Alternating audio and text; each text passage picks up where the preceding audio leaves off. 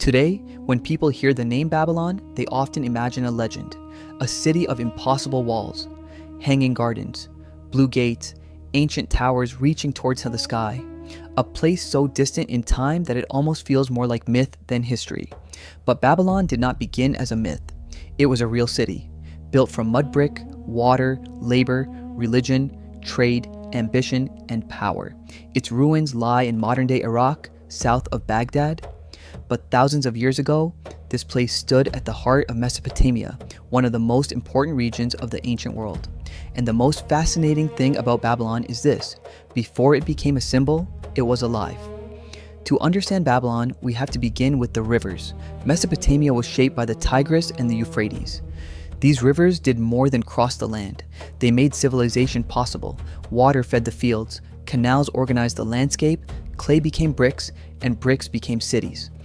Where we now see dust, broken walls, and archaeological remains, there were once crowded streets, workers carrying materials, scribes pressing signs into clay tablets, merchants negotiating goods, and priests performing rituals at the center of urban life. Babylon was not just a collection of buildings, it was a human machine, a city held together by administration, religion, trade, labor, and authority. And its name survived because at different moments in history, Babylon gathered all of those forces on an extraordinary scale. The city was important long before its most famous period. One of its early peaks came under King Hammurabi, remembered for the famous law code associated with his name. But the Babylon that captured the imagination of later generations came centuries later. During the Neo-Babylonian Empire, the city rose again as the capital of a major power in the ancient Near East. And one ruler became especially linked to its monumental image, Nebuchadnezzar II. Under his reign, Babylon was rebuilt and expanded on a grand scale. The city gained new walls, palaces, temples, processional spaces, and monumental entrances designed to impress anyone who approached it. This was not just architecture, it was power made visible. A visitor entering Babylon was meant to feel that this was not an ordinary city. It was a center of order, a center of wealth, a center of divine protection and royal authority. And perhaps no monument expresses that better than the Ishtar Gate. Imagine a massive entrance covered in deep blue glazed bricks. Across its surface, sacred animals appeared in relief: lions, bulls, and dragon-like creatures connected to the religious world of Babylon. The gate was not simply a way through a wall. It turned arrival into an experience. It told every visitor, you are entering a city protected by gods and ruled by kings. From there, the processional way led deeper into Babylon. During major ceremonies, this route carried religious and political meaning. It was not just a street. It was a sacred path running through the city. That detail tells us something important. In Babylon, religion and power were not separate the way many people imagine them today. The king, the gods, the temples, the city, and the empire all belonged to the same vision of the world. At the center of Babylon's religious life stood Marduk, the city's chief god.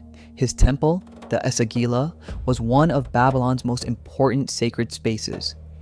Near this religious complex stood the great ziggurat known as Etemenanki, a massive step structure later connected by tradition to the story of the Tower of Babel. And here we have to be careful, because whenever we talk about Babylon, we enter a place where archaeology, ancient memory, religious tradition, and later imagination begin to overlap.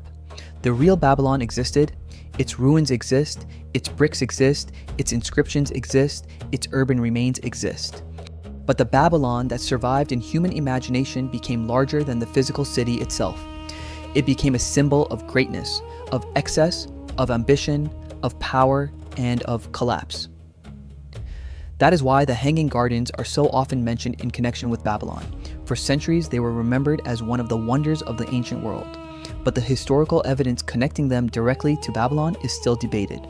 And in a strange way, that uncertainty makes Babylon even more fascinating. Because Babylon is not powerful only because of what we know. It is powerful because of the space between what was built, what was written, what was remembered, and what later generations imagined. Babylon was real, but its memory became almost larger than reality.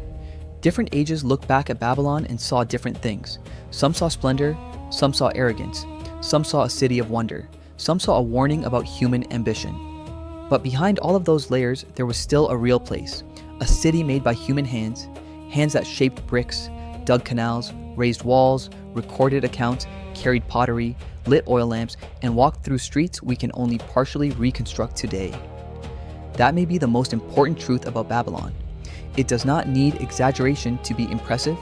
It was already impressive because it turned simple materials, clay, water, brick, and labor, into one of the most enduring images of the ancient world.